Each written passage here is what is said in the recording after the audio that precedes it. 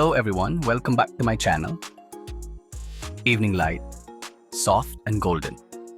The wind, gentle. The moment, quiet. Me and a friend, just two souls, walking slowly near the river.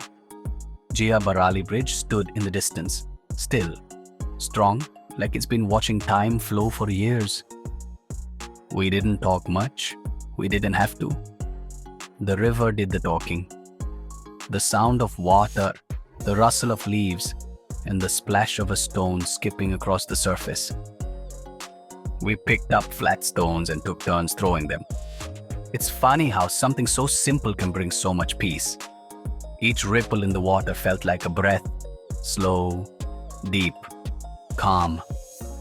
As the sky began to fade into deeper shades of blue, we turned back, feet dusty, hearts full, and like a quiet tradition, we ended the day with a small cup of chai and a handful of spicy mixer chana, hot tea, cold breeze, and simple snacks.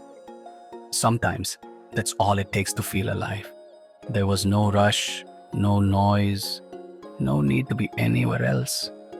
Just that moment, just that peace, and a memory we'll always carry, as light as a skipping stone.